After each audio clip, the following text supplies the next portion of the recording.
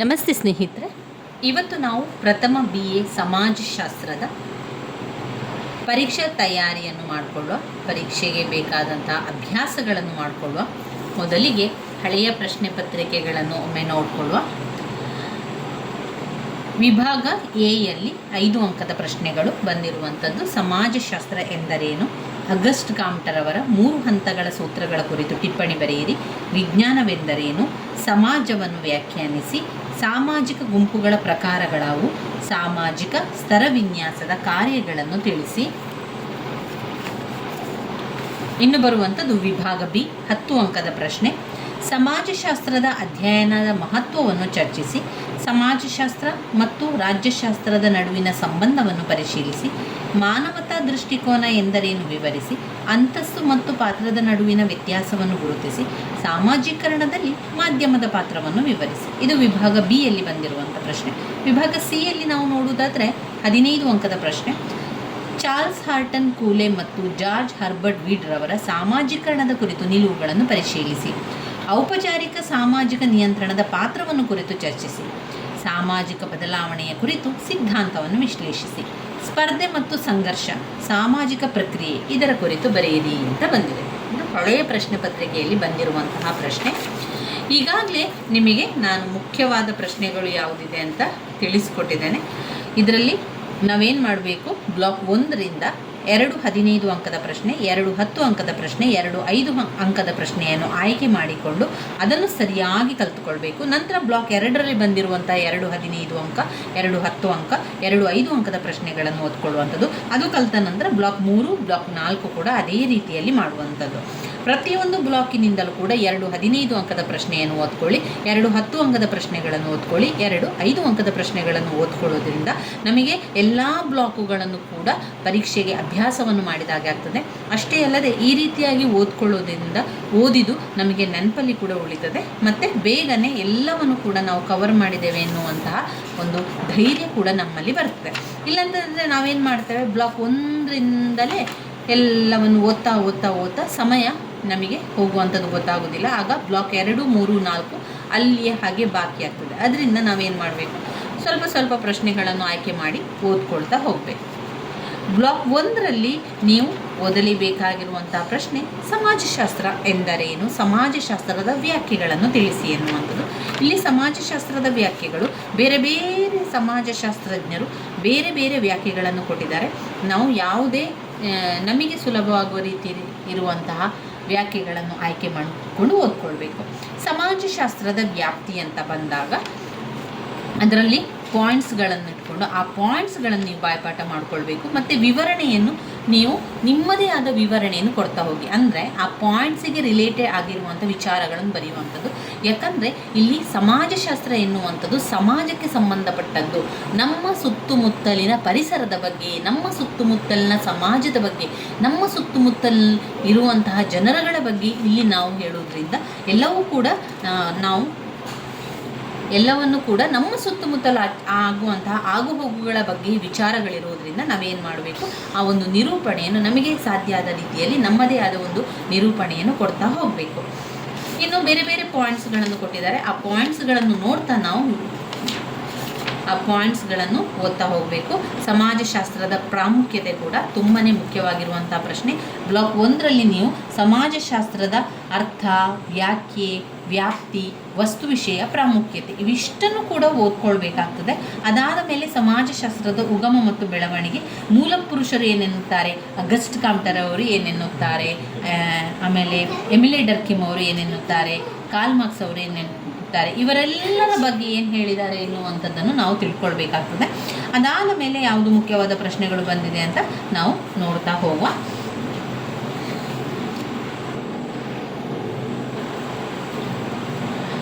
ಪ್ರಥಮ BA ಸಮಾಜಶಾಸ್ತ್ರದಲ್ಲಿ ಓದಲೇಬೇಕಾಗಿರುವಂತಹ ಮುಖ್ಯವಾದ ಪ್ರಶ್ನೆಗಳು ಸಮಾಜಶಾಸ್ತ್ರದ ಅರ್ಥ, ಸಮಾಜಶಾಸ್ತ್ರದ ವ್ಯಾಖ್ಯೆಗಳು, ಸಮಾಜಶಾಸ್ತ್ರದ ವ್ಯಾಪ್ತಿ, ಸಮಾಜಶಾಸ್ತ್ರದ ಪ್ರಾಮುಖ್ಯತೆ, ವಸ್ತು ವಿಷಯ ಮತ್ತು ಪ್ರಾಮುಖ್ಯತೆ. ಅವಿಷ್ಟು ಕೂಡ ತುಂಬಾ ಮುಖ್ಯವಾಗಿರುವಂಥ ಪ್ರಶ್ನೆ. ಅದರಲ್ಲಿ ಯಾವುದಾದ್ರೂ ಒಂದು ಪ್ರಶ್ನೆ ನಮ್ಮ ಪ್ರಶ್ನೆ ಪತ್ರಿಕೆಯಲ್ಲಿ ಬಂದೇ ಬರುವಂತಹ ಪ್ರಶ್ನೆಯಾಗಿದೆ. ಅದರಿಂದ ಎಲ್ಲವನ್ನು ಕೂಡ ಓದ್ಕೊಳ್ಳಿ, ಅದರ ಪಾಯಿಂಟ್ಸ್ಗಳನ್ನು ಸರಿಯಾಗಿ ತಿಳ್ಕೊಳ್ಳಿ.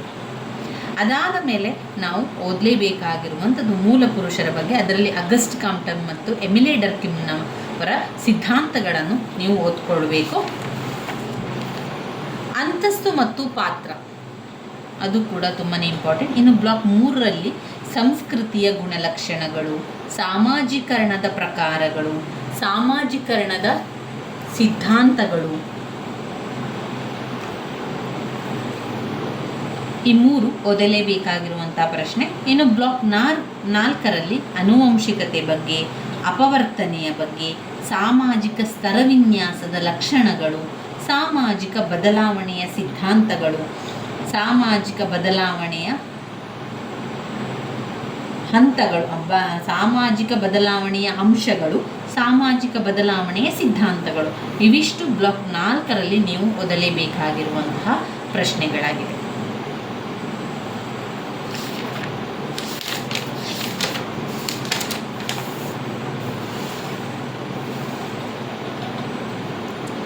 ಘಟಕ 1 ಸಮಾಜಶಾಸ್ತ್ರದ ಅರ್ಥವನ್ನು ತಿಳ್ಕೊಂಡು ಸಮಾಜಶಾಸ್ತ್ರದ ವ್ಯಾಖ್ಯೆಗಳನ್ನು ತಿಳ್ಕೊಳ್ಬೇಕು.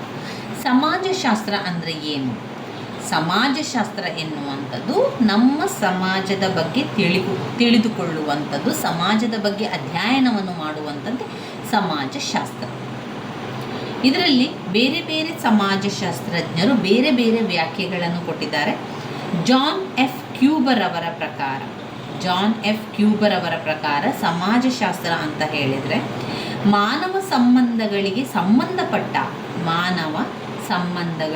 ಸಂಬಂಧಪಟ್ಟ ವೈಜ್ಞಾನಿಕವಾದ ಜ್ಞಾನ ಸಂಚಯವೇ ಸಮಾಜಶಾಸ್ತ್ರ ಆಗಿದೆ.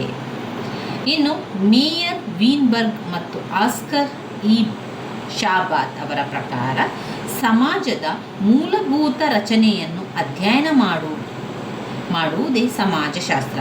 ಸಮಾಜದ ಮೂಲಭೂತ ರಚನೆಯನ್ನು ಅಧ್ಯಯನ ಮಾಡುವುದೇ ಸಮಾಜಶಾಸ್ತ್ರ.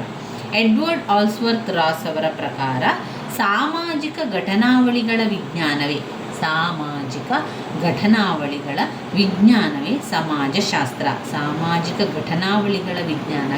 ಸಮಾಜಶಾಸ್ತ್ರ.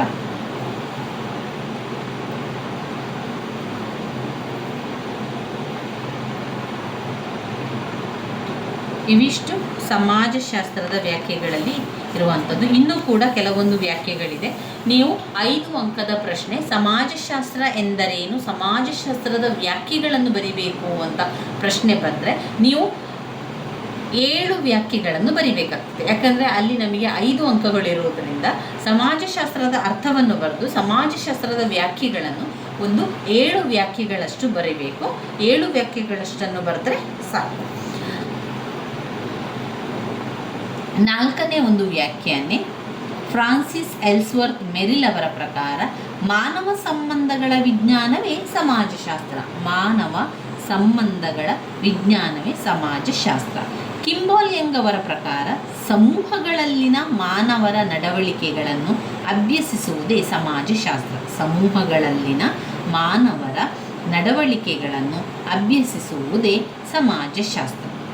ರಾಬರ್ಟ್ ಇ ಪಾರ್ಕ್ ಅವರ ಪ್ರಕಾರ ಸಾಮೂಹಿಕ ನಡವಳಿಕೆಗಳ ವಿಜ್ಞಾನವೇ ಸಮಾಜಶಾಸ್ತ್ರ.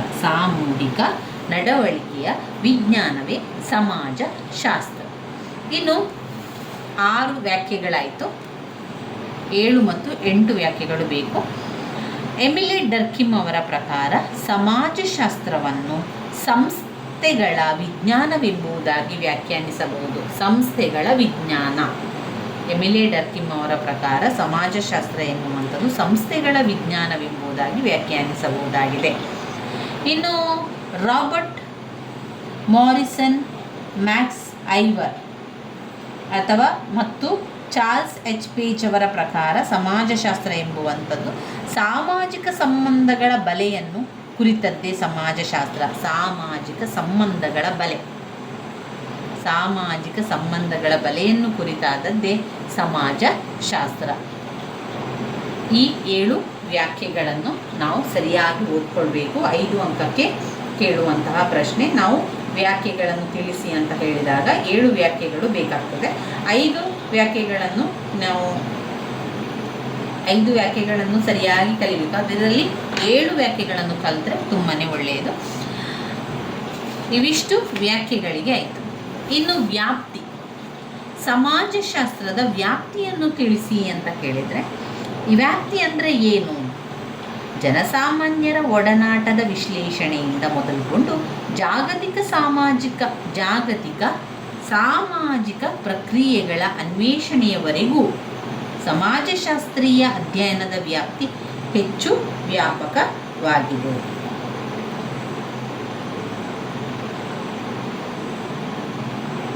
ಸಮಾಜಶಾಸ್ತ್ರದ ವ್ಯಾಪ್ತಿಯಲ್ಲಿ 2 ವ್ಯಾಪ್ತಿಯನ್ನು ಕಾಣ್ಬೋದು. ಅಂದರೆ ಎಷ್ಟರ ತನಕ ಅದು ಹಬ್ಬಿಕೊಂಡಿದೆ ಎನ್ನುವಂತಹ ವಿಚಾರ ಆಗಿರುವಂಥದ್ದು. ಇದರಲ್ಲಿ ಔಪಚಾರಿಕ ಪಂಥ, ಎರಡನೇದು ಸಮನ್ವಯ ಪಂಥ. ನೀವು ಸುಲಭದಲ್ಲಿ ಅರ್ಥ ಮಾಡಿಕೊಂಡ್ರೆ ನಿಮಗೆ 1 ದಿವಸದ ಒಳಗಾಗಿ ಸಂಪೂರ್ಣ ಸಮಾಜಶಾಸ್ತ್ರವನ್ನು ಅಧ್ಯಯನ ಮಾಡಲಿಕ್ಕೆ ಸಾಧ್ಯ. ಆದರೆ ಅರ್ಥ ಮಾಡಿಕೊಳ್ಬೇಕು. ಸಮಾಜಶಾಸ್ತ್ರದ ವ್ಯಾಪ್ತಿಯಲ್ಲಿ 2 ಪಾಯಿಂಟ್ಸ್ ಇದೆ. ಒಂದು ಔಪಚಾರಿಕ ಪಂಥ, ಮತ್ತೊಂದು ಸಮನ್ವಯ ಪಂಥ. ಔಪಚಾರಿಕ ಪಂಥದಲ್ಲಿ ಮತ್ತೇನು ಸಬ್ ಪಾಯಿಂಟ್ಸನ್ನು ಹಾಕ್ಕೊಳ್ಬೇಕು? ಸಹಕಾರ, ಸ್ಪರ್ಧೆ, ಘರ್ಷಣೆ, ಸಮೀಕರಣ, ಕ್ರೀಡಾ ಕ್ಷೇತ್ರ, ರಾಜಕೀಯ ಕ್ಷೇತ್ರ, ಇದೆಲ್ಲ ಕೂಡ ಔಪಚಾರಿಕ ಪಂಥದ ಒಳಗೆ ಹಾಕಬೇಕಾಗಿರುವಂಥ ಸಬ್ ಪಾಯಿಂಟ್ಸ್ಗಳು. ಇವುಗಳನ್ನೆಲ್ಲ ನೀವೇ ವಿವರಿಸ್ತಾ ಹೋಗ್ಬೋದು. ಯಾಕಂದರೆ ಇದೆಲ್ಲ ಕೂಡ ನಮ್ಮ ಸುತ್ತಮುತ್ತಲಿನ ವಿಚಾರಗಳು. ಸಹಕಾರ ಇರ್ಬೋದು, ಸ್ಪರ್ಧೆಗಳಿರ್ಬೋದು, ಕ್ರೀಡಾ ಕ್ಷೇತ್ರ, ರಾಜಕೀಯ ಕ್ಷೇತ್ರ, ಇದೆಲ್ಲದರ ಬಗ್ಗೆ ನಾವು ಬರೀಲಿಕ್ಕೆ ಏನೂ ಕಷ್ಟ ಇಲ್ಲ. ಅದನ್ನು ನಾವು ಹಾಗೆ ನಿಮಗೆ ಯಾವ ರೀತಿ ಯೋಚನೆಯನ್ನು ಮಾಡಿ ಬರೀಲಿಕ್ಕೆ ಸಾಧ್ಯವೋ ಅದೇ ರೀತಿ ಬರಿತಾ ಹೋಗಿ. ನೀವು ಪ್ರಥಮ ವರ್ಷದಲ್ಲಿರಬೇಕಾದ್ರೆ ಆ ರೀತಿ ಬರೀಲಿಕ್ಕೆ ಆರಂಭ ಮಾಡಿದರೆ ನಮಗೆ ದ್ವಿತೀಯ ವರ್ಷ ಸಮಾಜಶಾಸ್ತ್ರ, ತೃತೀಯ ವರ್ಷದಲ್ಲಿ 3 ಪುಸ್ತಕಗಳು ಸಮಾಜಶಾಸ್ತ್ರವನ್ನು ಬರೀಲಿಕ್ಕೆ ತುಂಬಾ ಸುಲಭ ಆಗ್ತದೆ. ಒಮ್ಮೆ ಆ ರೀತಿ ಅಭ್ಯಾಸವನ್ನು ಮಾಡಬೇಕು. ನಾನು ಕೂಡ ಆರಂಭದಲ್ಲಿ ಪದವಿಯನ್ನು ಮಾಡಬೇಕಾದ್ರೆ, ಆರಂಭದಲ್ಲಿ ಮೊದಲ ಪರೀಕ್ಷೆಯನ್ನು ಬರೀಬೇಕಾದ್ರೆ ತುಂಬಾ ಯೋಚನೆ ಮಾಡಬೇಕಾಯಿತು. ಹಾಗೆ ಅದನ್ನು ವಿವರಣೆಯನ್ನು ಕೊಡಲಿಕ್ಕೆ ಪದಗಳು ಬರ್ತಾ ಇರಲಿಲ್ಲ, ವಿವರಣೆಯನ್ನು ಕೊಡಲಿಕ್ಕೆ ನನಗೆ ಪದಗಳು ಸಿಗ್ತಾ ಇರಲಿಲ್ಲ, ಈ ರೀತಿಯ ವಾಕ್ಯಗಳೆಲ್ಲ ಸಿಗ್ತಾ ಇರಲಿಲ್ಲ, ಈ ರೀತಿಯೆಲ್ಲ ಆಗ್ತಾ ಇತ್ತು. ಆದರೆ ಯಾವಾಗ ಪ್ರಥಮ ವರ್ಷದ ಪರೀಕ್ಷೆಯನ್ನು ಬರೆದ ನಂತರ ನನಗೆ ಯಾವ ರೀತಿ ಬರಿಬೇಕು, ಯಾವ ರೀತಿ ಅವುಗಳನ್ನೆಲ್ಲ ನಾವು ತಿಳ್ಕೊಳ್ಬೇಕು ಎನ್ನುವಂಥದ್ದೆಲ್ಲ ಆವಾಗ ಪರೀಕ್ಷೆಗೆ ಬರೆದಾಗ ಗೊತ್ತಾದ ನಂತರ ನಮಗೆ ದ್ವಿತೀಯ ವರ್ಷ ಮತ್ತು ತೃತೀಯ ವರ್ಷವನ್ನು ಬರೀಲಿಕ್ಕೆ ತುಂಬಾ ಸುಲಭ ಆಯಿತು. ಆದ್ದರಿಂದ ವಿವರಣೆಯನ್ನು ಬರೀಲಿಕ್ಕೆ ನಾವು ಕಲಿತಾ ಹೋಗುವಂಥದ್ದು, ಪರೀಕ್ಷೆಗೆ ನಾವು ಬರದೇ ವಿವರಣೆಯನ್ನು ಬರೆಯುವಂಥದ್ದು. ಯಾವಾಗ ಹಾಗೆ ಬರ್ತದೆ ಅದು ಅಂತ ಹೇಳಿದರೆ, ನಾವು ಓದಬೇಕಾದ್ರೆ ಅದನ್ನು ನಾವು ವಿವರಿಸ್ತಾ ಹೋಗಬೇಕು. ನಾವು ಓದಿ, ಈಗ ನಾವು ಒಂದು ಪಾಯಿಂಟ್ಸ್ ಕಲಿತೇವೆ, ಔಪಚಾರಿಕ ಪಂಥ ಅಂತ ಕಲಿತೇವೆ. ಔಪಚಾರಿಕ ಪಂಥ ಅಂತ ಕಲಿಬೇಕಾದ್ರೆ ನಾವು ಅದನ್ನು ಹೇಳ್ಕೊಡುವಂಥದ್ದು ಔಪಚಾರಿಕ ಪಂಥ ಅದರಲ್ಲಿ ಇಷ್ಟು ಪಾಯಿಂಟ್ಸ್ಗಳನ್ನು ನಾವು ಬರೀಬೇಕು ಅಂತ ನಮಗೆ ಹೇಳ್ತಾ ಇರುವಂಥದ್ದು. ಆವಾಗ ಅದು ಒಂದು ರೀತಿಯಲ್ಲಿ ನಮಗೆ ಒಂದು ರಿವಿಷನ್ ರೀತಿಯಲ್ಲಿ ಆಗ್ತಾ ಹೋಗ್ತದೆ. ಔಪಚಾರಿಕ ಪಂಥದಲ್ಲಿ ಸಹಕಾರ, ಸ್ಪರ್ಧೆ, ಘರ್ಷಣೆ, ಸಮೀಕರಣ, ಕ್ರೀಡಾ ಕ್ಷೇತ್ರ, ರಾಜಕೀಯ ಕ್ಷೇತ್ರ, ಹೀಗೆ ಔಪಚಾರಿಕ ಪಂಥದೊಳಗೆ ಇರ್ತದೆ. ಇನ್ನು ಸಮನ್ವಯ ಪಂಥದೊಳಗೆ ಯಾವೆಲ್ಲ ವಿಚಾರಗಳನ್ನು ನಾವು ಬರೀಬೇಕು? ಸಮನ್ವಯ ಪಂಥದೊಳಗೆ ಅರ್ಥಶಾಸ್ತ್ರ, ರಾಜ್ಯಶಾಸ್ತ್ರ, ಮನಃಶಾಸ್ತ್ರ, ವಿಶೇಷೀಕೃತ ವಿಜ್ಞಾನ. ಅರ್ಥಶಾಸ್ತ್ರ, ರಾಜ್ಯಶಾಸ್ತ್ರ, ಮನಃಶಾಸ್ತ್ರ, ವಿಶೇಷೀಕೃತ ವಿಜ್ಞಾನಗಳ ರೀತಿಯಲ್ಲಿ ಸಮಾಜಶಾಸ್ತ್ರವನ್ನು ರೂಪಿಸಬೇಕೆಂದು ಬಯಸಿರುವ ಔಪಚಾರಿಕ ಸಮಾಜಶಾಸ್ತ್ರದ ಅಭಿಪ್ರಾಯಗಳಿಗೆ ವಿರುದ್ಧವಾಗಿ ಸಂಬಂಧದ ಬಗೆಗೂ ಮತ್ತು ಒಳಾಂಶ ಎರಡನ್ನೂ ಕೂಡ ಸಮಾಜಶಾಸ್ತ್ರವು ಅಧ್ಯಯನ ಮಾಡಬೇಕೆಂದು ಬಯಸುವ ಚಿಂತೆಯ ಮತ್ತೊಂದು ಪಂಥ ಸಮನ್ವಯ ಸಮಾಜಶಾಸ್ತ್ರವಾಗಿ ಹೆಸರು ಮಾಡಿದೆ. ಸಮನ್ವಯ ಪಂಥದೊಳಗೆ ಒಂದು ಸಾಮಾಜಿಕ ಆಕೃತಿ, ಆಮೇಲೆ ಸಾಮಾಜಿಕ ಶರೀರಶಾಸ್ತ್ರ, ಸಾಮಾಜಿಕ ಆಕೃತಿ, ಸಾಮಾಜಿಕ ಶರೀರಶಾಸ್ತ್ರ. ಇದು ಸಮನ್ವಯ ಪಂಥದೊಳಗೆ ನಾವು ತೆಗೆದುಕೊಳ್ಳುವಂತಹ ಪಾಯಿಂಟ್ಸ್ಗಳಾಗಿದೆ. ಸಮಾಜಶಾಸ್ತ್ರದ ವ್ಯಾಪ್ತಿ ಈಗ ನಿಮಗೆ ಬಂತು. ಸಮಾಜಶಾಸ್ತ್ರದ ವ್ಯಾಪ್ತಿಯಲ್ಲಿ 2 ವಿಧ, ಒಂದು ಔಪಚಾರಿಕ ಪಂಥ, ಮತ್ತೊಂದು ಸಮನ್ವಯ ಪಂಥ. ಔಪಚಾರಿಕ ಪಂಥ ಮತ್ತು ಸಮನ್ವಯ ಪಂಥ. ಔಪಚಾರಿಕ ಪಂಥದಲ್ಲಿ ಸಹಕಾರ, ಸ್ಪರ್ಧೆ, ಘರ್ಷಣೆ, ಸಮೀಕರಣ, ರಾಜಕೀಯ ಕ್ಷೇತ್ರ, ಕ್ರೀಡಾ ಕ್ಷೇತ್ರ. ಇನ್ನು ಸಮನ್ವಯ ಪಂಥದಲ್ಲಿ ಅರ್ಥಶಾಸ್ತ್ರ, ರಾಜ್ಯಶಾಸ್ತ್ರ, ಮನಃಶಾಸ್ತ್ರ, ವಿಶೇಷೀಕೃತ ವಿಜ್ಞಾನ ಮತ್ತು ಸಾಮಾಜಿಕ ಆಕೃತಿ ಮತ್ತು ಸಾಮಾಜಿಕ ಶರೀರಶಾಸ್ತ್ರ. ಸಾಮಾಜಿಕ ಆಕೃತಿ ಮತ್ತು ಸಾಮಾಜಿಕ ಶರೀರಶಾಸ್ತ್ರ. ಇನ್ನು ನಾವು ನೋಡುವಂಥದ್ದು ಸಮಾಜಶಾಸ್ತ್ರದ ವಸ್ತು ವಿಷಯ. ಸಮಾಜಶಾಸ್ತ್ರದ ವಸ್ತು ವಿಷಯಗಳನ್ನು ಓದ್ಕೊಳ್ಬೇಕು. ಯಾವೆಲ್ಲ ವಿಷಯಗಳು ಇದರಲ್ಲಿ ಒಳಗೊಂಡಿದೆ? ಅದರಲ್ಲಿ ಅರ್ಥಶಾಸ್ತ್ರ, ರಾಜ್ಯಶಾಸ್ತ್ರ, ಮನಃಶಾಸ್ತ್ರ, ಮಾನವಶಾಸ್ತ್ರ, ಇತಿಹಾಸ, ನ್ಯಾಯಶಾಸ್ತ್ರ. ಇವಿಷ್ಟು ವಿಚಾರಗಳಿದೆ. ಅರ್ಥಶಾಸ್ತ್ರ, ರಾಜ್ಯಶಾಸ್ತ್ರ, ಮನಃಶಾಸ್ತ್ರ, ಮಾನವಶಾಸ್ತ್ರ, ಇತಿಹಾಸ, ನ್ಯಾಯಶಾಸ್ತ್ರ. ವಸ್ತು ವಿಷಯ ಅಂತ ಹೇಳಿದರೆ ಸಮಾಜಶಾಸ್ತ್ರ ತನ್ನದೇ ಆದ ವಸ್ತು ವಿಷಯವನ್ನು ಹೊಂದಿಲ್ಲ. ಅದು ವಿವಿಧ ಸಾಮಾಜಿಕ ವಿಜ್ಞಾನಗಳ ಕಲಬೆರಕೆಯಾಗಿರುವ ವಿಜ್ಞಾನ ಆಗಿದೆ ಅಷ್ಟೇ. ಕೆಲವರು ಟೀಕಿಸಿರುವುದು ಆಶ್ಚರ್ಯವನ್ನುಂಟು ಮಾಡಿದೆ. ಅರ್ಥಶಾಸ್ತ್ರ, ಇತಿಹಾಸ, ರಾಜ್ಯಶಾಸ್ತ್ರ ಮುಂತಾದ ವಿಶೇಷೀಕೃತಗೊಂಡಂಥ ಸಾಮಾಜಿಕ ವಿಜ್ಞಾನಗಳು ಅಂತ ಹೇಳ್ಬೋದು.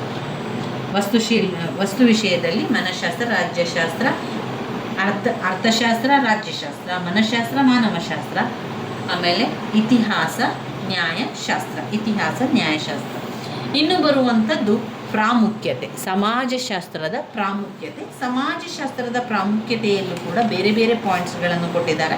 ಅದನ್ನು ನಾವೇ ವಿವರಿಸಲಿಕ್ಕೆ ಪ್ರಯತ್ನಿಸಬೇಕು. ಪ್ರತಿ ಪಾಯಿಂಟ್ಸ್ನಲ್ಲಿರುವಂತಹ ವಿಚಾರಗಳು ಏನು ಎನ್ನುವಂಥದ್ದು ನೀವು ಅರ್ಥಕೊಂಡು ಆ ಪಾಯಿಂಟ್ಸ್ಗಳನ್ನು ಸರಿಯಾಗಿ ಕಲಿತುಕೊಳ್ಳಿ. ಪಾಯಿಂಟ್ಸನ್ನು ಬಾಯ್ಪಾಠ ಮಾಡಿ ಆದರೂ ಕಲಿಯಲೇಬೇಕಾಗ್ತದೆ. ಇಲ್ಲಿ ಸಮಾಜಶಾಸ್ತ್ರದ ಪ್ರಾಮುಖ್ಯತೆ, ಸಮಾಜಶಾಸ್ತ್ರದ ವಸ್ತು ವಿಷಯ, ಸಮಾಜಶಾಸ್ತ್ರದ ವ್ಯಾಪ್ತಿ, ಸಮಾಜಶಾಸ್ತ್ರದ ಅರ್ಥ ಮತ್ತು ವ್ಯಾಖ್ಯೆಗಳು. ಈ 4 ಪ್ರಶ್ನೆಗಳು ವೆರಿ ವೆರಿ ಇಂಪಾರ್ಟೆಂಟ್ ಆಗಿರುವಂತಹ ಪ್ರಶ್ನೆಗಳಾಗಿದೆ. ಇಲ್ಲಿ ಸಮಾಜಶಾಸ್ತ್ರದ ಪ್ರಾಮುಖ್ಯತೆಯನ್ನು ಹೇಳ್ತಾ ಇದೆ. ಸಮಾಜಕ್ಕೆ ಸಂಬಂಧಿಸಿದ ನಂಬಲರ್ಹವಾದ ಜ್ಞಾನವನ್ನು ಸಮಾಜಶಾಸ್ತ್ರವು ನೀಡುತ್ತದೆ. ಸಮಾಜಕ್ಕೆ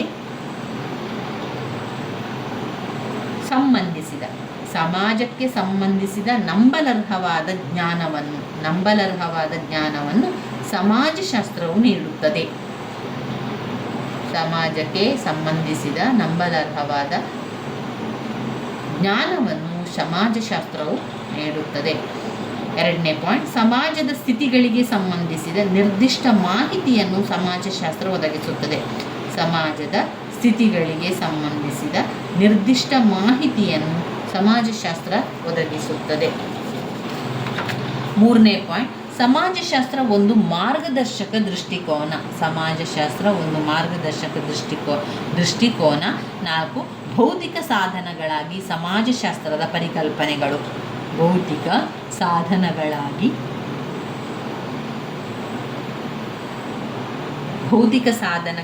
ಸಮಾಜಶಾಸ್ತ್ರದ ಪರಿಕಲ್ಪನೆ.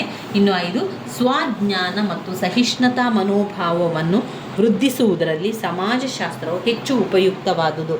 ಸ್ವಜ್ಞಾನ ಮತ್ತು ಸಹಿಷ್ಣುತಾ ಮನೋಭಾವವನ್ನು ವೃದ್ಧಿಸುವುದರಲ್ಲಿ ಸಮಾಜಶಾಸ್ತ್ರವು ಹೆಚ್ಚು ಉಪಯುಕ್ತವಾದುದು. ಆಮೇಲೆ 6ನೇ ಪಾಯಿಂಟ್, ಸಮಾಜಶಾಸ್ತ್ರದ ಪ್ರಾಯೋಗಿಕ ಮೌಲ್ಯ. ಸಮಾಜಶಾಸ್ತ್ರದ ಪ್ರಾಯೋಗಿಕ ಮೌಲ್ಯದಲ್ಲಿ ಅಪರಾಧ, ಬಾಲಾಪರಾಧ, ಕುಡಿತ, ಲೈಂಗಿಕ ಅಪರಾಧ ಇತ್ಯಾದಿ ಸಾಮಾಜಿಕ ರೋಗಗಳ ಬಗ್ಗೆ ವೈಜ್ಞಾನಿಕ ಜ್ಞಾನವನ್ನು ಒದಗಿಸಿದೆ. ಈ ಸಮಸ್ಯೆಗಳ ಮೂಲಭೂತ ಸ್ವರೂಪವನ್ನು ಸ್ಪಷ್ಟಪಡಿಸಲು ಇರುವ ಸಾಮರ್ಥ್ಯ, ಅವುಗಳ ಮಜಲುಗಳನ್ನು ಹೆಚ್ಚು ಸ್ಪಷ್ಟವಾಗಿ ಅಂದಾಜುಪಡಿಸುವ ಮತ್ತು ಯುಕ್ತವಾದ ಪರಿಹಾರಗಳನ್ನು ಸೂಚಿಸುವಲ್ಲಿ ಸಮಾಜಶಾಸ್ತ್ರದ ಪ್ರಾಯೋಗಿಕ ಕೊಡುಗೆಯೂ ಕೂಡ ಇದೆ. ಸಮಾಜಶಾಸ್ತ್ರದ ಪ್ರಾಯೋಗಿಕ ಮೌಲ್ಯ. ಸಮಾಜಶಾಸ್ತ್ರ ಸ್ವಜ್ಞಾನವನ್ನು ಮತ್ತು ಸಹಿಷ್ಣುತಾ ಮನೋಭಾವವನ್ನು ವೃದ್ಧಿಸುವಲ್ಲಿ ಸಮಾಜಶಾಸ್ತ್ರವು ಹೆಚ್ಚು ಉಪಯುಕ್ತವಾದದ್ದು. 2 ವಿಧದ ಬಹುಸಮ್ಮುಖವಾದ ಜ್ಞಾನದ ಬೆಳವಣಿಗೆ ಸಮಾಜಶಾಸ್ತ್ರ ಕೂಡ ಕಾರಣವಾಗುತ್ತದೆ. ಮೊದಲನೇದಾಗಿ ಇದು ನಮ್ಮ ಸಮಾಜದ ಬಗೆಗೆ, ಸಂಸ್ಕೃತಿಯ ಬಗ್ಗೆ ಇನ್ನೂ ಉತ್ತಮವಾದ ಜ್ಞಾನವನ್ನು ಗಳಿಸಲು ಸಹಾಯವನ್ನು ಮಾಡುತ್ತದೆ. ಬಾಹ್ಯ ಪ್ರಕೃತಿಯನ್ನು ತನ್ನ ಇಚ್ಛೆಗೆ ತಕ್ಕಂತೆ ಅಧೀನಪಡಿಸುವುದರಲ್ಲಿ ಮಾನವನು ಅಸಾಧಾರಣವಾದ ಶಕ್ತಿಯನ್ನು ಕೂಡ ಗಳಿಸುತ್ತಾನೆ. ಆದರೂ ಅವನು ಅಷ್ಟೇ ಪ್ರಮಾಣದಲ್ಲಿ ಸಾಮಾಜಿಕ ಘಟನಾವಳಿಗಳ ಮೇಲೆ ತನ್ನ ಹತೋಟಿಯನ್ನು ಹೆಚ್ಚಿಸಿಕೊಳ್ಳಲು ಶಕ್ತನಾಗಿಲ್ಲ. ಯುಗಗಳಿಂದ ನಿನ್ನನ್ನು ನೀನು ಅರಿತುಕೋ ಎಂಬುದಾಗಿ ಮೇಲಿಂದ ಮೇಲೆ ಮಾನವನಿಗೆ ಬುದ್ಧಿವಾದವನ್ನು ಬಲ್ಲವರು ಹೇಳುತ್ತಲೇ ಇದ್ದಾರೆ. ಆದರೆ ಅವನು ತನ್ನ ಬಗ್ಗೆ ತಿಳಿದುಕೊಳ್ಳುವುದಕ್ಕಿಂತ ಹೆಚ್ಚಾಗಿ ಬಾಹ್ಯ ವಸ್ತುಗಳ ಬಗ್ಗೆ ಹೆಚ್ಚು ಜ್ಞಾನವನ್ನು ಗಳಿಸಿಕೊಂಡಿದ್ದಾನೆ. ಅವನು ತನ್ನ ಸ್ವರೂಪ ಮತ್ತು ತನ್ನ ಸಹವಾಸಿಗಳ ಬಗ್ಗೆ ಅರಿತುಕೊಂಡಿರುವುದಕ್ಕಿಂತ ಹೆಚ್ಚಾಗಿ ತಾನು ಉಸಿರಾಡುವ ಗಾಳಿ, ಕುಡಿಯುವ ನೀರು, ನಡೆದಾಡುವ ಭೂಮಿಯ ಬಗ್ಗೆ ಹೆಚ್ಚು ವಿಷಯಗಳನ್ನು ಕಲಿತು ಅರ್ಥ ಮಾಡಿಕೊಂಡಿದ್ದಾರೆ. ಅವನು ತನ್ನ ಬಗ್ಗೆ ವಿಶ್ವಸನೀಯವಾದ ಜ್ಞಾನವನ್ನು ಗಳಿಸುತ್ತಾನೆ. ಸಮಾಜಶಾಸ್ತ್ರಕ್ಕೆ ಧನ್ಯವಾದಗಳು. ಇದು ತನ್ನ ಸಮಾಜವನ್ನು ವಸ್ತುನಿಷ್ಠವಾದ ರೀತಿಯಲ್ಲಿ ವೀಕ್ಷಿಸಿ ಅದು ಇರುವ ಅನೇಕ ಸಮಾಜಗಳಲ್ಲಿ ಒಂದಾಗಿದೆ ಎಂಬುದನ್ನು ಅರ್ಥ ಮಾಡಿಕೊಳ್ಳಲು ಅವನಿಗೆ ಸಹಾಯವನ್ನು ಕೂಡ ಮಾಡ್ತದೆ. ಸ್ವಜ್ಞಾನ ಮತ್ತು ಸಹಿಷ್ಣುತೆ ಭಾವನೆ ಹೆಚ್ಚಾಗಬೇಕು ಎನ್ನುವಂಥದ್ದು. ಭೌತಿಕ ಸಾಧನಗಳಾಗಿ ಸಮಾಜಶಾಸ್ತ್ರದ ಪರಿಕಲ್ಪನೆ. ಇನ್ನು 3ನೇ ಪಾಯಿಂಟರಲ್ಲಿ ಸಮಾಜಶಾಸ್ತ್ರ ಒಂದು ಮಾರ್ಗದರ್ಶಕ ದೃಷ್ಟಿಕೋನ.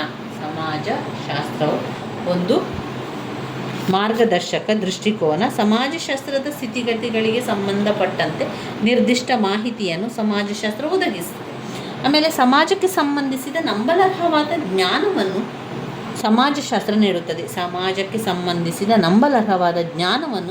ಸಮಾಜಶಾಸ್ತ್ರ ನೀಡುತ್ತದೆ. ಇವಿಷ್ಟು ಸಮಾಜಶಾಸ್ತ್ರದ ಪ್ರಾಮುಖ್ಯತೆಯಲ್ಲಿ ಬರುವಂಥದ್ದು. ಸಮಾಜಶಾಸ್ತ್ರದ ಪ್ರಾಮುಖ್ಯತೆ ವಸ್ತು ವಿಷಯದಲ್ಲಿ ಅರ್ಥಶಾಸ್ತ್ರ, ರಾಜ್ಯಶಾಸ್ತ್ರ, ಮನಃಶಾಸ್ತ್ರ, ಮಾನವಶಾಸ್ತ್ರ, ಇತಿಹಾಸ, ನ್ಯಾಯಶಾಸ್ತ್ರ ಬರ್ತದೆ. ಅರ್ಥಶಾಸ್ತ್ರ, ರಾಜ್ಯಶಾಸ್ತ್ರ, ಮನಃಶಾಸ್ತ್ರ, ಮಾನವಶಾಸ್ತ್ರ, ಇತಿಹಾಸ, ನ್ಯಾಯಶಾಸ್ತ್ರ ಕೂಡ ಬರ್ತದೆ. ಇನ್ನು ಇದರಲ್ಲಿ ನಾವು ವ್ಯಾಪ್ತಿಯನ್ನು ನೋಡಿಕೊಂಡಿದ್ದೆವು. ವ್ಯಾಪ್ತಿಯಲ್ಲಿ 2: ಸಮನ್ವಯ ಪಂಥ ಮತ್ತು ಔಪಚಾರಿಕ ಪಂಥ. ಸಮನ್ವಯ ಪಂಥ ಅರ್ಥಶಾಸ್ತ್ರ, ರಾಜ್ಯಶಾಸ್ತ್ರ, ಮನಃಶಾಸ್ತ್ರ ಮತ್ತು ಏಕೀಕೃತ ವಿಜ್ಞಾನದ ರೀತಿಯಲ್ಲಿ ಸಮಾಜಶಾಸ್ತ್ರವನ್ನು ರೂಪಿಸಬೇಕೆಂದು ಅವರು ಬಯಸಿರುವ ಔಪಚಾರಿಕ ಸಮಾಜಶಾಸ್ತ್ರಜ್ಞರ ಅಭಿಪ್ರಾಯಗಳಿಗೆ ವಿರುದ್ಧವಾಗಿ ಸಂಬಂಧದ ಬಗೆಗೂ ಒಳಾಂಶ ಎರಡನ್ನೂ ಸಮಾಜಶಾಸ್ತ್ರ ಅಧ್ಯಯನ ಮಾಡಬೇಕೆಂದು ಅವರು ಬಯಸುವಂಥದ್ದು.